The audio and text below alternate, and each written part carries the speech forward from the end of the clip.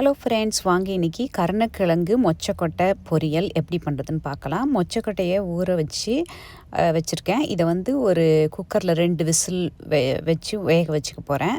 ரொம்ப வச்சுனா குழஞ்சிரும்.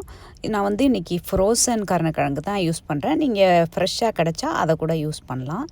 அதையும் வேக வச்சுக்கலாம். இப்போ 2ம் வெந்ததுக்கப்புறம் 2லேருந்தும் தண்ணியை வடிகட்டி ரெடியாக வச்சுக்கலாம். கருணக்கிழங்கு கூட சில இதெல்லாம் சீக்கிரமாக வெந்துடும். அதனால் கேர்ஃபுல்லாக குழச்சிடாமல் எடுத்துக்கோங்க. இப்போ கடாயி ஹீட் ஆனதுக்கப்புறம் அதில் எண்ணெயை சேர்த்து தாளிக்க போகிறோம்.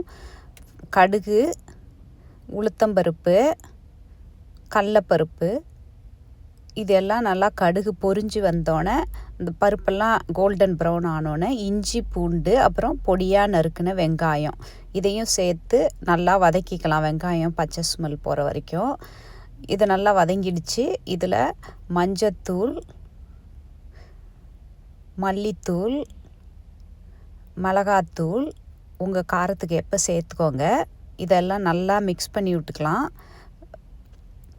இதில் கொஞ்சம் தண்ணியை சேர்த்துட்டு நல்லா கொதிக்கட்டும். கொதி வந்ததுக்கப்புறம் நம்ம வேக வச்சுருக்க உப்பையும் சேர்த்துட்டு வேக வச்சுருக்க காய், அப்புறம் அந்த மொச்சக்கொட்டை 2யும் சேர்த்து நல்லா மிக்ஸ் பண்ணி வேக வேண்டியது தான். கொஞ்சம் மூடி வச்சு, ரொம்ப வேகணும்னு தேவையில்லை. அந்த தண்ணி சுண்டுற வரைக்கும் வெந்தோடனே கொஞ்சம் புளி தண்ணி ஊற்றி நல்லா வறுத்து எடுத்துக்கோங்க. எந்த பதத்துக்கு வேணுமோ, குழ குழன்னு வேணாலும் வச்சுக்கலாம், ட்ரையாக வேணாலும் வச்சுக்கலாம். தேங்க்யூ ஃபார் வாட்சிங்.